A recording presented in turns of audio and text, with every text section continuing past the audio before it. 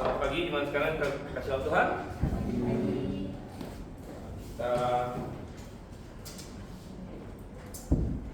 masuk kembali dalam sekolah minggu dewasa kita, dan kita masuk ke bahan tentang raja yang baru sekarang ya.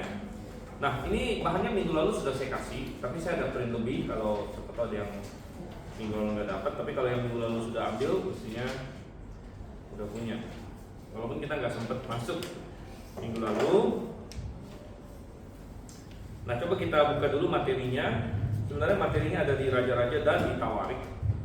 Dan yang di Tawarik lebih panjang, lebih lengkap ya, tentang Yosafat. Tapi justru untuk pendeknya kita baca yang di Raja-Raja sebagai suatu rangkuman. Oke, 1 Raja-Raja pasal 22, coba kita lihat. Kita akan lihat ayat yang ke-41 hingga ayat yang ke-51. Oke, 1 Raja-Raja 22 ayat 41 sampai 51. Kalau sudah dapat, saya akan bacakan. Silakan jemaat memperhatikan dengan baik.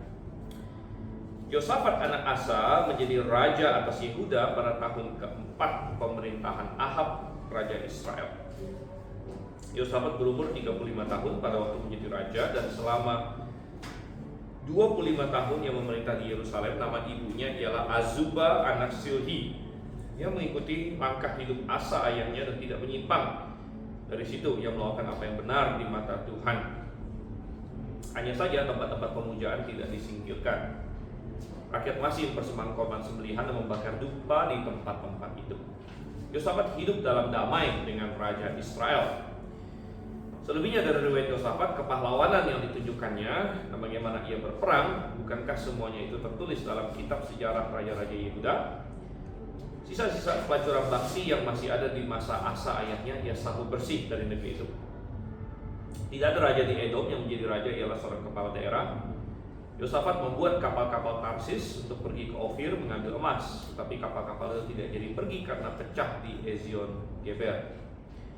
Pada waktu itu Ahazia anak Ahab berkata kepada Yosafat, "Baiklah, hamba-hambaku pergi bersama hamba-hambamu dengan kapal-kapal itu." Tetapi Yosafat tidak bersedia.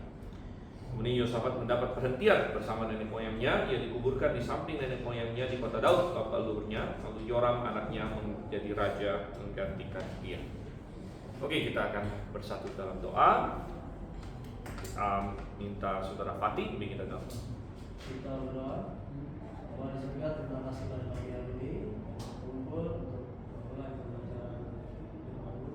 Tolong mari dan mulai dan bersama hikmat firman kita, kami dapat mempertimbang yang tepat benar di hadapan Engkau. Terima kasih Engkau ketika Mas Stephen terus memimpin kesehatan, terus teduh dan prinsipal mengajarkan kepada firman. Terima kasih, kami berdoa dan ucap syukur. Amin. Amin. Oke, jadi kita sekarang balik lagi ke kerajaan selatan sekarang ya. Di beberapa waktu lalu kita membahas yang namanya dinasti Omri. Ya, Omri lalu dilanjutkan oleh anaknya Ahab ya. Jadi kita bahas mereka cukup panjang lebar karena memang Alkitab ada banyak bahas mereka, dan kemudian kita ada juga bahas seorang nabi yang melayani di zaman mereka, yaitu Nabi Elia. Nah, kita ingat bahwa pada saat yang bersamaan ini di utara itu mereka bisa sampai ke sini sudah melalui lika-liku dari Yerobeam segala macam semua yang lain. Nah, sementara itu di selatan di kerajaan Yehuda dinastinya tetap kokoh, yaitu dinasti Daud. Dan coba kita urutkan sedikit, refresh lagi siapa saja keturunan Daud yang memerintah setelah Daud. Tentunya setelah Daud adalah Salomo. Setelah Daud adalah Salomo, pemerintahan yang panjang dan boleh dibilang relatif sukses ya. Dan setelah Salomo adalah Rehabeam. Ya. Dan kita tidak tahu berapa jumlah anak Salomo yang persisnya, dia punya istri banyak, jadi kita bisa berasumsi mungkin anak dia banyak juga, atau kita tidak tahu karena apakah Tuhan tidak mengaruniakan kepadanya banyak anak atau bagaimana. Tapi yang menjadi raja adalah Rehabeam. Nah, setelah Rehabeam adalah Abiam atau Abia.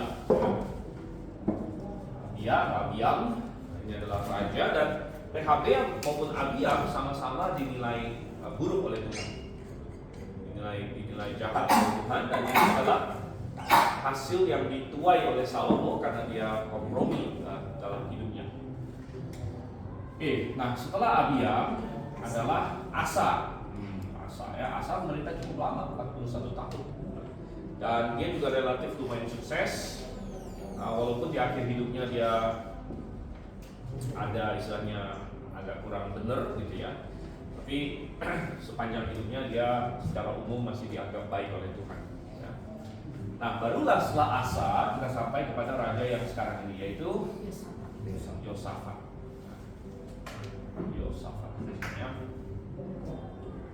Yosafat, dan berarti Yosafat ini keturunan keberapa ini ya? 2, 3, 4, 5 ya. Keturunan kelima atau raja ke-6 dalam dinasti Daud. Kalau kita hitung, Daud adalah raja pertama, 2, 3, 4, 5, 6. Raja ke-6 di dalam dinasti Daud di sini. Nah, Yosafat sendiri memiliki arti yang cukup baik ya. Nah, Yo itu artinya dari Yehova tentunya. Yeho ya. Yo itu Yeho karena dalam bahasa Inggris nama dia adalah Jehoshaphat ya, dan Syafat artinya menghakimi atau mengadili. Jadi secara literal nama dia artinya Jehovah atau Tuhan menghakimi. Dan coba kita lihat sedikit latar belakang dari Yosafat ini. Poin nomor 1, kita kembali membahas raja-raja dan kembali ke jalur Yehuda. Raja terakhir kita bahas adalah Asa yang memerintah lama, yang 41 tahun. Setelah Asa meninggal, maka anaknya Yosafat tentunya, jawabannya itu menggantikan dia. Dia adalah raja ke-6 dalam dinasti Daud yang sudah kita bahas.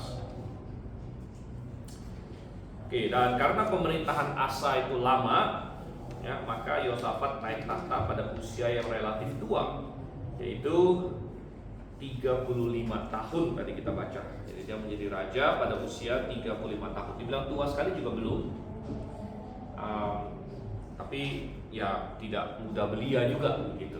Ini salah satu efek karena bapaknya memerintah lama gitu ya, 41 tahun.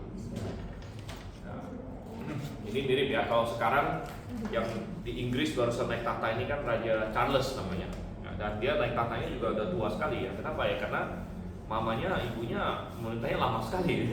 Jadi karena pemerintahnya lama, jadi akhirnya anaknya naik tahtanya juga lama di situ. Dan Yosafat ya naik 35 tahun. Ia memerintah selama 25 tahun katanya, 25 tahun. Nah, jadi usia dia mencapai usia 60. Yang ya tidak terlalu tua sebenarnya, ya, tidak terlalu tua, tapi orang zaman dulu dengan pengetahuan kedokteran yang terbatas ya, yang umur 60 yang meninggal lumayan banyak juga. Karena kalau misalnya ada sedikit penyakit apa, itu udah sulit untuk ditanggulangi di zaman dulu. Nah, bagaimana penilaian Alkitab tentang Yosafat? Apa yang bisa kita pelajari dari dia? Tentu ada banyak sekali ya. Yosafat adalah salah satu raja yang positif di dalam Alkitab. Poin nomor 3, setelah Yosafat menjadi raja, ia membuat kerajaan Yehuda menjadi kuat. Ya, dia membuat kerajaan Yehuda menjadi kuat. Hal ini terutama adalah karena Yosafat mencari Tuhan, dan tidak jatuh kepada dosa raja-raja Israel. Tidak jatuh pada dosa raja-raja Israel. Dan kita masih ingat minggu lalu kita cerita tentang kita membahas Elia diangkat ke sorga, benar ya? Dan waktu Elia diangkat ke sorga, Elisa melihat dia, dan katanya kita baca di teks bahwa ada kereta api yang datang membawa Elia naik ke surga. Dan apa yang Elisa serukan di situ? Dia suruh apa? Bapakku, Bapakku. Ya. Apa? Kereta Israel dan orang-orangnya. Ya, kereta Israel dan orang-orangnya. Dan di situ Elisa memahami bahwa kekuatan sejati dari Israel ada pada Tuhan. Kekuatan sejati Israel ada pada hal-hal yang rohani. Kekuatan sejati Israel bukanlah pada pasukan yang terlihat, yang bisa kasat mata, tetapi ada pada penyertaan Tuhan. Sehingga dia tahu bahwa ketika Elia diangkat naik oleh Tuhan, karena Elia adalah salah satu pilar tiang yang sangat penting untuk kerohanian Israel pada waktu itu, bahwa perginya Elia yang menimbulkan suatu kekosongan. Nah, kekosongan itulah yang ingin diisi oleh Elisa juga, bahwa dia ingin bisa memberikan sumbangsi yang menjadi pewaris dari Elia. Dan memang kalau kita baca nanti, dia lumayan sukses. Artinya Elisa benar-benar menjadi seorang pewaris dari Elia. Ya, tapi kita bisa terapkan ini ya, sebenarnya ke hari ini, walaupun kebanyakan dari kita bukan berurusan dengan negara. Jadi, walaupun kita bisa terapkan juga ke level negara sebenarnya. Ya. Kita bisa melihat bahwa negara-negara yang di dalam Amsal sudah dikatakan bahwa kebenaran mengangkat derajat suatu bangsa. Kebenaran mengangkat derajat suatu bangsa. Dan ya kita bisa lihat itu ya, di negara-negara yang tadinya misalnya Kristen atau banyak terpengaruh Kristen lah, gitu ya. Karena tidak ada negara yang dalam tanda kutip mau benar-benar Kristen, gitu. Karena kekristenan bukanlah teokrasi.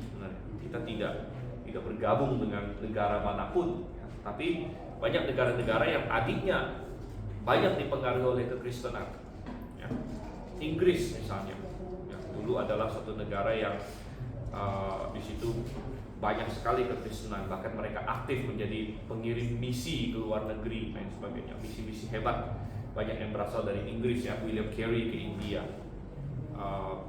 Taylor Hudson, ya, Hudson Taylor saya ke Cina dan sebagainya, banyak yang lainnya. Dan ya pada suatu masa kerajaan Inggris begitu hebat. Bahkan ada suatu pepatah zaman dulu katanya the sun never sets on the British Empire. Matahari tidak pernah terbenam di kerajaan Inggris katanya itu. Kenapa? Karena mereka punya koloni sampai di mana-mana begitu. Ya, dari seluruh dunia begitu kan. Tapi ya, sekarang ya, kacau sekali. Ya, sudah sangat jauh menurun. Dan kenapa? Itu seiring dengan penurunan dampak kekristenan, penurunan bagaimana mereka terhadap kebenaran dan lain sebagainya. Ya. Mereka sudah jauh sekali meninggalkan Tuhan. Kebetulan saya ada kenal orang-orang Kristen di Inggris dan sebagainya. Ya. Nah sekarang gereja-gereja di Inggris yang banyak yang lumayan sukses itu malah ya, seperti ada jemaat kita kan ya, seperti Yusdi dan Jessica yang adalah jemaat kita juga, tapi mereka sudah pindah ke Inggris. Mereka banyak cerita bahwa banyak itu mengandalkan sebenarnya imigran juga ini, apa kayak mereka sendiri kan sebenarnya orang Indonesia yang di sana gitu kan ya, itu yang jadi tulang punggungnya juga gitu ya.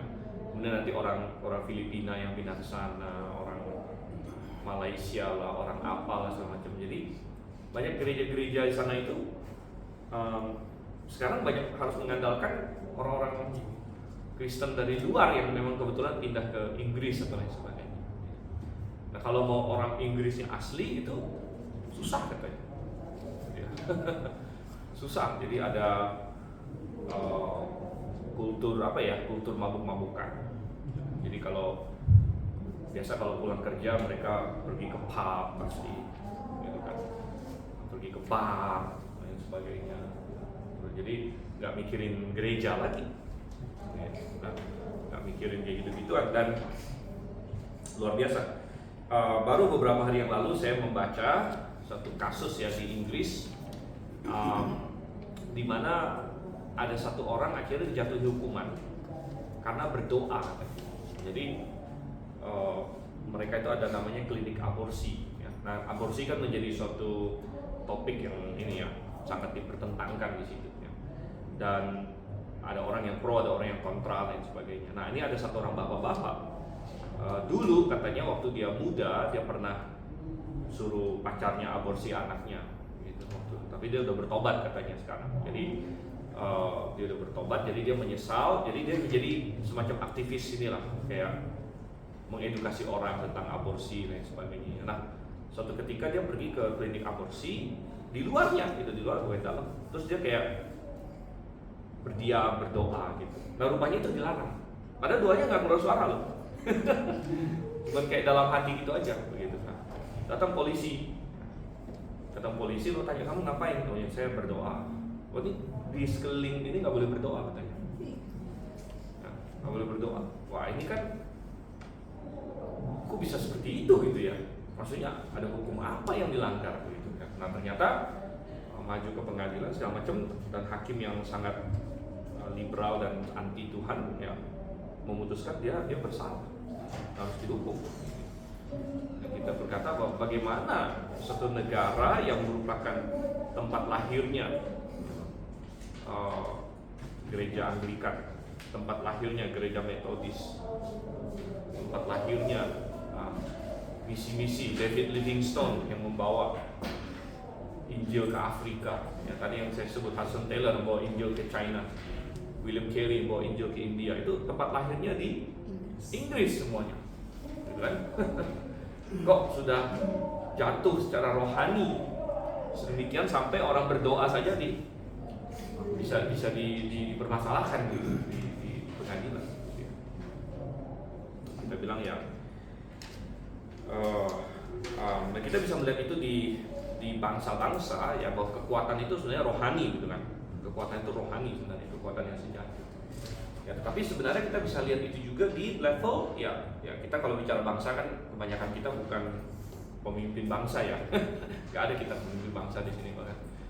Kita adalah rakyat, tapi kita bisa menerapkan ini ke level keluarga kita, ya, ke level gereja kita, ya, di mana gereja-gereja yang punya kekuatan rohani adalah gereja-gereja yang punya hubungan dengan Tuhan, ya, punya kerohanian yang benar, gitu, ya, yang benar-benar tertarik dengan apa yang Tuhan tertarik, yaitu kebenaran, pemberitaan Injil. Ya. Nah, ini adalah hal-hal yang ada pada hati Tuhan. Nah, gereja-gereja yang dekat pada Tuhan pasti memiliki hal ini, pencarian kebenaran, semangat memberitakan Injil.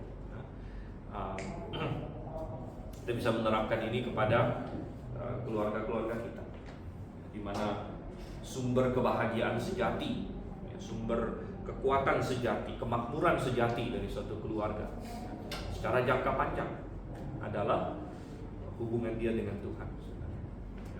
Nah, ini ini hal yang penting sekali. Jadi ketika Yosafat ya menjadi raja, dia membuat Israel menjadi kuat di sini, menjadi Yehuda menjadi kuat. Hal rohani yang baik yang dilakukan Yosafat antara lain. Nah, untuk ini kita harus membaca di Tawarik di sini, karena di raja-raja itu cuma singkat sekali ya. Jadi coba kita buka di Tawarik untuk kita lihat sejenak, dan kita lihat di 2 Tawarik. 2 Tawarik ya, kita bisa lihat dari pasal 17.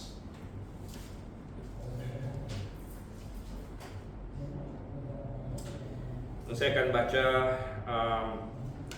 2 Tawarik 17, saya akan bacakan di sini dari ayat 1 beberapa ayat di sini ya.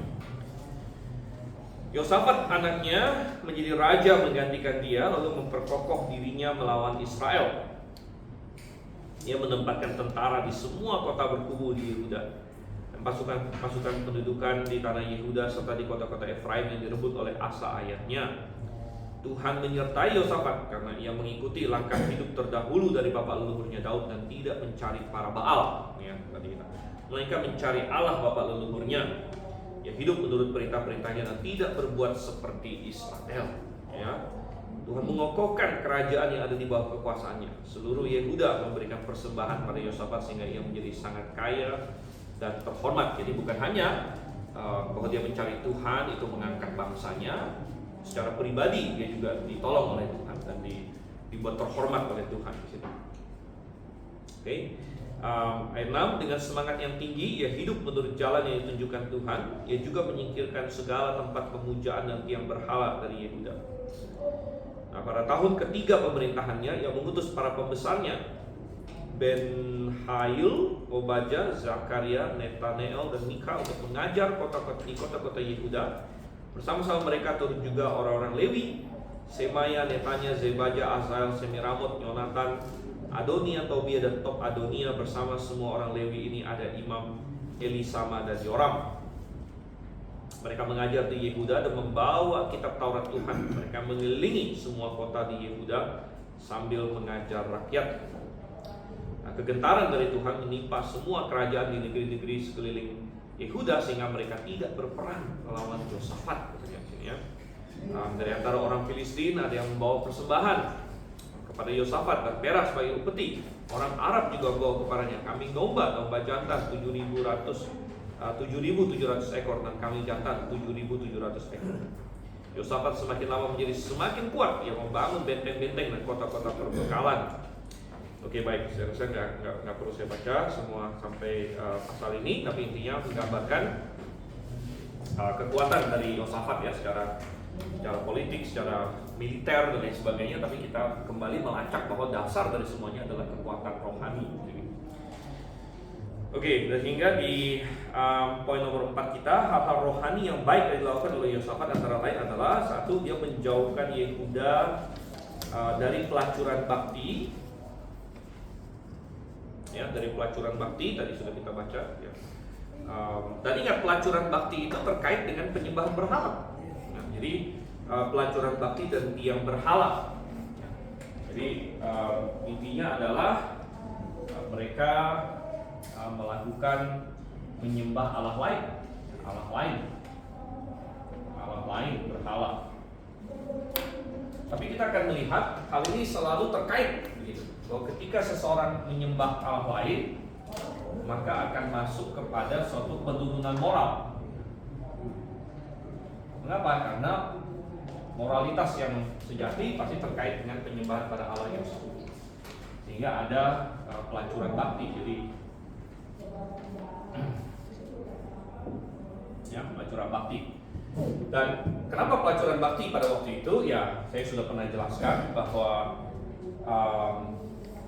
jadi pada zaman itu penyembahan berhala dikaitkan mereka punya kuil-kuil, ya. Nah, gimana cara gambar kuil sini ya? Jadi kayak gereja gitu ya. Tapi kuil gitu ya. Nah, misalnya dia pakai tanda apalah gitu ya. Ya bukan salib tentunya ya, tanda segitiga lah gitu. Ya. Jadi ada kuil ya. Dan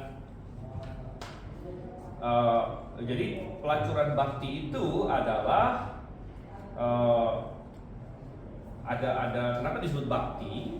Karena pengikut ya dari dewa atau dewi ini, ya terutama yang perempuan. Ya, tapi ada juga pelacuran bakti laki-laki untuk yang homoseksual. Tapi misalnya yang perempuan, yang pengikut-pengikutnya, mereka akan mendaftarkan diri sebagai pelacur bakti di sini, sehingga mereka menarik perhatian. Orang-orang bisa datang ke sini dan memakai jasa pelacuran ini dengan membayar uang, tetapi uangnya itu semua atau sebagian besar bukan untuk si pelacurnya ini, melainkan untuk si kuil ini atau untuk kepentingan dewanya lah istilahnya, gitu ya. Makanya disebut pelacuran bakti, gitu, ya, karena yang pelacurnya ini bukan untuk kepentingan dia, ya, tapi kepentingan dewanya, kepentingan kuil yang dia sembah di sini ya. Nah, jadi dengan cara begitu mereka menarik perhatian orang-orang ya, yang kamu menyembah ini dapat manfaat begitu. Nah, sumbang juga begitu kan. Nah, tapi tentu ini adalah suatu kekacauan moral yang luar biasa. kekacauan moral yang luar biasa. Ya, tetapi kita melihat ada suatu koneksi ya, antara ketika kita menolak Allah yang benar, ya, maka ketika kita menolak Allah yang benar, maka kita menjadi longgar dalam moralitas itu. Dan salah satu yang akan pertama longgar adalah masalah seksual. Kenapa masalah seksual duluan longgar? Karena masalah seksual inilah yang seringkali dianggap arbitre gitu. Kalau misalnya membunuh orang kan ini agak belakangan, tapi ini sudah makin menurun gitu ya. Jadi masyarakat itu akan longgar seksual dulu, ya. Baru kemudian akan makin turun ya. Longgar hal-hal yang lain, ya termasuk nanti mencuri sampai membunuh. Kenapa? Karena kalau membunuh orang masih dianggap ini kan secara objektif memang ada orang yang mati gitu. Secara objektif ada orang yang disakiti lah. Mencuri juga ini kan barang menghilang gitu. Itu masalah seksual nanti dianggap ini arbiter loh, kalau suka sama suka kenapa tidak boleh? Begitu. Jadi selain dari perintah Tuhan, apa yang melarang seseorang laki-laki dan seorang perempuan tidak menikah ya, untuk mengadakan tindakan seksual. Ya, nah inilah yang dikhotbahkan atau didorong oleh masyarakat yang sudah menolak Tuhan sekarang. Apa salahnya? Sama-sama sudah dewasa, sama-sama suka sama suka, ya. Sama-sama mau demen gitu kan. Silakan gitu. Apa permasalahannya gitu. Jadi kalau bukan karena kita tahu bukan itu rancangan Tuhan, ya, bukan itu yang Tuhan inginkan, maka tidak ada hal yang bisa dianggap melarang ini. Begitu. Kalau cuma tradisi doang, nanti dilawan bahwa itu udah kuno. Ngapain harus ikut tradisi? Gitu kan? Itu cara pandang yang kuno dan lain sebagainya. Nah, itu yang harus kita perhatikan, ya, bahwa ini yang kita melihat di sini. Ya, ketika kita mulai melepaskan Tuhan yang benar, dan jangan berpikir bahwa hari ini tidak ada berhala-berhala. Gitu. Ada banyak berhala-berhala hari ini. Yang kalau manusia kejar secara modern, dia akan masuk kepada penurunan moral ini juga. Begitu. Ya, berhala-berhala hari ini adalah uang. Uang bisa menjadi berhala. Nah, kalau orang sudah menjadikan uang sebagai berhalanya, ya, maka dia akan masuk ke sini. Jadi Tuhan sudah jauh di pikiran dia. Baik itu seorang perempuan, dia akhirnya bisa, ya masalah ini bisa menjadi jalan pintas untuk mendapat uang. Atau laki-laki yang dia udah dapat uang banyak, dia berpikir saya bisa lakukan apa saja. Ya, macam uang menjadi berhala. Dan hari ini salah satu berhala lain yang sangat hebat adalah kesenangan, hiburan. Kesenangan dan hiburan menjadi suatu berhala. Ya, bahwa manusia mengutamakan pengejaran akan fun, kesenangan, kan? Nah, itu menjadi berhala bagi banyak orang. Nah, yang dilakukan oleh Yosafat di sini adalah dia menjauhkan Yehuda dari hal ini. Kemudian poin 4b, dia mengutus, ya, tadi kita baca, ya, pembesar-pembesar. Jadi bawahan-bawahan dia mengutus pembesar-pembesar dan orang Lewi untuk ke seluruh negeri untuk mengajar mereka kitab Taurat. Nah, ini penting sekali. Jadi Yosafat menyadari bahwa tidak cukup orang itu dikasih tahu, oh nggak boleh begini, nggak boleh begitu. Tapi mereka harus paham. Mereka harus mengetahuinya bahwa ini bukan kata Yosafat saja, melainkan ini adalah kata Tuhan. Nah, kalau seseorang masih melakukan hal-hal yang benar tapi bukan atas pengertian, maka dia akan lemah di sini. Berapa banyak anak-anak yang di dalam ketika masih di bawah orang tuanya sepertinya baik-baik, gitu kan, manis-manis dan sebagainya. Tetapi begitu dia keluar sendiri sudah beda lagi. Dan pertanyaannya kenapa seperti itu? Kenapa seperti itu? Kenapa dia begitu dia lepas, ya begitu dia udah mulai dewasa, begitu dia sudah kayak masuk ke dunia sendiri kok berubah? Nah, salah satu hal tentu adalah bahwa mungkin dia baik-baik ya karena dia itu tadi, karena kata orang tua, ya, karena kata leluhur dia lah, gitu kan, kata gereja dia dan sebagainya. Tapi adakah dia benar-benar menyadari dan dia sendiri punya hubungan dengan Tuhan, dan dia sendiri menyadari bahwa ini loh, inilah desainnya Tuhan, inilah rancangan Tuhan, inilah prinsip-prinsip yang Tuhan berikan, dan saya menyadari betapa pentingnya untuk hidup berdasarkan prinsip-prinsip itu. Dan Yosafat memahami itu. Nah, di gereja juga pasti ada orang yang paham, ya ada juga yang mungkin kurang paham, yang mungkin datang karena satu lain hal yang lain, karena dibawa orang tuanya, karena diajak oleh temannya saja. Nah, tapi kerinduan kita adalah supaya semua orang diajar dari Alkitab di situ. Oke, jadi dalam hal ini Yosafat berlaku sangat benar ya, sangat bagus sekali. Poin C, ia mengangkat hakim-hakim yang takut akan Tuhan di seluruh negeri. Nah, coba kita lihat, ini agak salah tulisannya ya. Di sini tulis ada Tawarik, maksudnya 2 Tawarik. Coba kita baca 2 Tawarik pasal 19 ayat 4.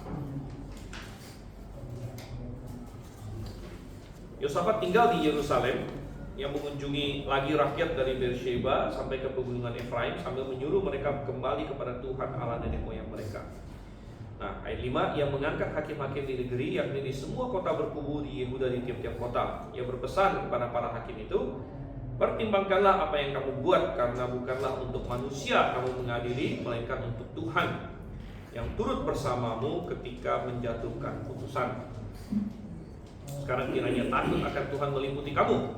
Bertindaklah hati-hati, karena pada Tuhan Allah kita tidak ada kecurangan, sikap pandang bulu atau suap menyuap. Nah, ini bagus sekali ya. Jadi kita tahu bahwa salah satu fungsi utama dalam pemerintahan adalah memberikan suatu keadilan, untuk membalaskan kejahatan. Itu adalah fungsi utama pemerintah, sebagaimana dinyatakan dalam Alkitab. Ya, pemerintah di Roma 13 adalah hamba Allah untuk membalaskan kejahatan. Oleh karena itu pengadilan di dalam suatu pemerintah itu harus benar, ya harus tepat, gitu. Nah, suatu negara akan menjadi kacau balau kalau keadilannya tidak ada lagi. Nah, keadilan bisa dibeli, keadilan bisa disogok dan lain sebagainya, atau hakimnya bias, ya. Nah, ini berarti fondasi dari negara itu pasti menjadi kacau. Ya, jadi dia mengangkat hakim-hakim yang takut akan Tuhan di seluruh negeri. Dan poin nomor 5, sebagai efeknya Tuhan memberkati Yosafat dan Yehuda. Ya, Tuhan memberkati Yosafat dan Yehuda. Ya. Dan so kita bertanya, apakah Tuhan memberkati umatnya? Ya sebenarnya jawabannya iya, gitu. Tuhan memberkati umatnya, itu tidak salah, gitu ya. Hanya saja ya siapa umat Tuhan itu tidak bisa sesimpel yang diomongkan oleh katakanlah teologi kemakmuran, gitu ya. Sehingga mereka kasih suatu jalan pintas, kalau kamu kasih persembahan sama Tuhan, kamu akan diberkati oleh Tuhan. Pada faktanya tidak semua orang yang kasih persembahan sama Tuhan itu benar-benar umat Tuhan. Banyak yang oportunis, gitu kan. Dia dengar suatu pesan seperti itu, ya udahlah, saya mau dapat berkat, ya saya kasih perpuluhan atau saya kasih persembahan. Padahal apakah benar dia umat Tuhan? Ya hanya Tuhan dan dia yang tahu, ya kan? Makanya saya berkata, sebenarnya bukan memberikan persembahan kepada Tuhan dalam bentuk uang. Persembahkanlah dirimu untuk Tuhan, ya kan? Persembahkanlah dirimu untuk Tuhan, ya. Dan datanglah kepadanya dengan benar, Tuhan, aku ini milikmu, ya aku mau melakukan kehendak-Mu. Masalah uang itu hanya satu bagian dari kita berserah kepada Tuhan, ya. kalau kita memang ya oke, kita kasih persembahan pada Tuhan, itu hanya satu bagian dari ketaatan kita pada Tuhan. Ya. Nah, sedangkan para penipu-penipu ini, ya, mereka cuma berfokus ke kasih uang sama Tuhan, nanti kamu akan diberkati. Kamu kasih uang sama Tuhan, tapi kamu bukan benar-benar umat Tuhan. Dan kamu tidak ada tertarik dengan Tuhan dalam hal-hal lain, dalam hidupmu, dan dalam bagaimana kau cinta firman Tuhan atau tidak, ya, mau ikut Tuhan atau tidak dalam perilaku hidupmu dan sebagainya. Dan kamu nggak ada tertarik masalah itu. Dan kamu cuma dengar slogan dari gereja-gereja penipu ini, gitu kan, yang cuma bilang pokoknya kasih persembahan kamu akan diberkati dan sebagainya. Ya ujung-ujungnya kamu nggak akan diberkati gitu. Kamu bukan milik Tuhan sebenarnya. Gitu kan. Dan kamu bukan orang yang mau ikut Tuhan. Gitu. Ya. Nah, tapi Tuhan kan nggak bisa ditipu gitu, nggak kayak manusia. Manusia gampang ditipu. Tapi Tuhan nggak bisa ditipu.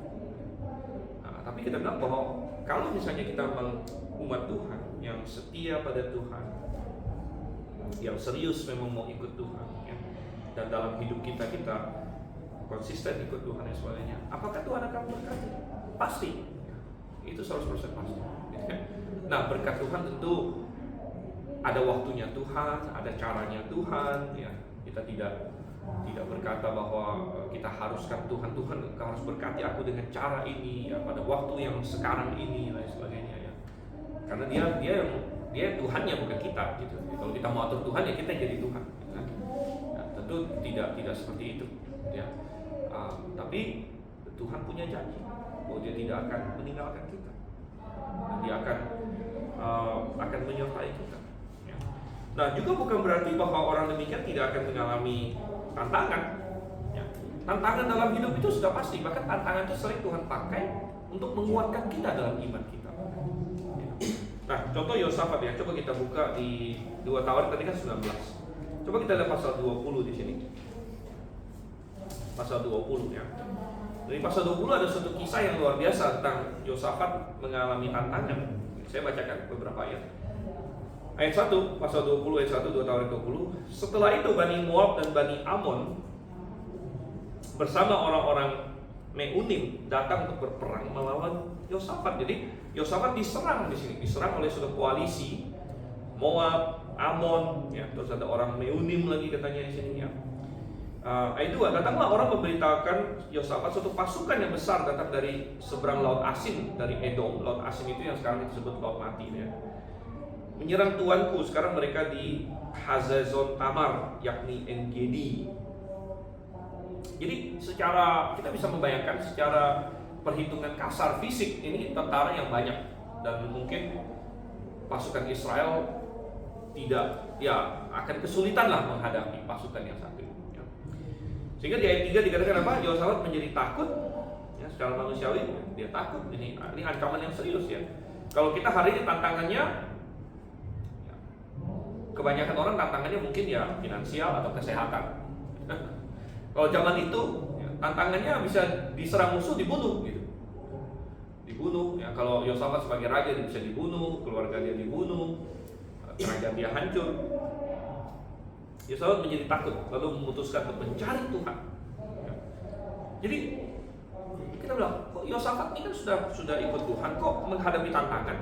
Loh, Tuhan tidak pernah bilang orang yang mengikuti Dia tidak akan pernah menghadapi tantangan gitu, ya. Ya, menghadapi tantangan bisa-bisa saja, gitu. Justru kalau kita nggak ada tantangan,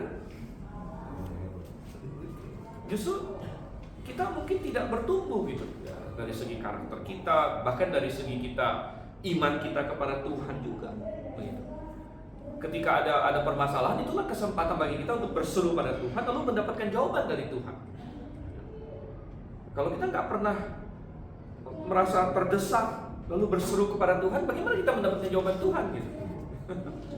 Ya kan? Nah, pada saat kita dalam kondisi kita memerlukan Tuhan, itulah kita berkata, Tuhan, ya, aku perlu Kau sekarang, ya. Kita berseru pada Tuhan, dan pada saat itu kita bisa mendapatkan suatu pengalaman bersama dengan Tuhan. Oh iya, Tuhan menjawab doa saya, ya, dan Tuhan beserta dengan saya. Dan Yosafat di sini, ya, dia menghadapi tantangan besar dalam hidupnya. Ada kerajaan yang menyerang dia, lalu dia menjadi takut katanya. Oke, kadang-kadang kita menghadapi apa kita bisa ada rasa takut juga, kan? Nah, tapi dikatakan di sini apa? Lalu yang memutuskan untuk mencari Tuhan. Dia memutuskan mencari Tuhan. Ayat 4, dan mungkin kita nggak bisa baca semuanya karena waktu kita udah mau habis ya. Tapi nanti ada baca sendiri di rumah. Ya. Orang Yehuda berkumpul untuk minta pertolongan dari Tuhan. Mereka datang dari semua kota di Yehuda untuk mencari Tuhan dan seterusnya, dan mereka berdoa sama Tuhan, dan Tuhan memberikan kepada mereka kemenangan yang ajaib, yang luar biasa. Bahkan mereka nggak perlu perang nanti kalau ada baca terus. Ya. Mereka nggak perlu perang, mereka Tuhan suruh, jalan aja sana, nggak usah perang, kamu menang. Benar. Ternyata Tuhan bikin pasukan Moab dan Amon ini kan mereka menyerang lewat wilayah Edom. Orang Edom serang mereka, jadi mereka perang sama orang Edom gitu. Sampai akhirnya mereka bunuh-bunuhan sendiri, mati ya. Waktu orang Israel nyampe udah tinggal menjara doang gitu. Sehingga suatu krisis berubah menjadi suatu berkat begitu. Dan ini suatu hal yang luar biasa sekali gitu. Ya. Menjara, tadi gua bilang menjara. Baik kan? Ya. Posisi itu baik apa enggak menjara? Ya. Kita baca di sini, lihat nih ayat yang ke ini ya. Jadi menjarah di sini dalam konteks ya, dalam konteks orang-orang yang menyerang kamu kalah gitu. Ya, artinya ini pasukan datang nih dengan bawa, tentu pasukan datang waktu itu kan bawa senjata, tapi pasti bawa juga apa? Makanan, kan supply mereka lah gitu kan. Bawa makanan segala macam. Nah, mereka nyerang kamu gitu. Alasannya menyerang gitu. Ya, mereka menyerang kamu, mereka kalah, lalu saya ambil nih bahan semua. Ya itu diperbolehkan gitu. Menjara rumah orang. Itu bukan menjara rumah orang, itu namanya mencuri gitu kan. Ya. Itu namanya mencuri. Ya, artinya kita tidak punya hak untuk itu. Ya, punya hak untuk itu. Tapi misalnya ini ada orang ya, datang pada zaman itu nih ya, menyerang kamu gitu, pengen membunuh kamu nih. Ya. Lalu dia kalah, mati, orangnya mati gitu. Lu barangnya buat siapa? Ya buat buat dia gitu. Masa dibiarin di situ? Nah, jadi diambil gitu. Ya, jadi ya kita lihat di sini pelajaran ya. Tapi kita akan lihat mungkin minggu depan kita lanjutkan bahwa ternyata Yosafat ini menjadi pelajaran yang bagus juga karena ada banyak hal positif tentang dia. Tapi dia ini bukan manusia super gitu, karena rupanya dia ada kesalahan juga gitu. Dia ada kesalahan sehingga dia menjadi suatu contoh yang sangat bagus bagi kita karena kita juga merasa saya nggak sempurna gitu kan. Mungkin saya juga ada suatu kesalahan, saya juga ada momen-momen di mana saya kompromi. Nah, kita mau belajar itu dari Yosafat juga, kesalahan dia nanti. Ya, oke kita tutup dalam doa. Ini minta Pak Michael untuk kita doa. Terima kasih Tuhan.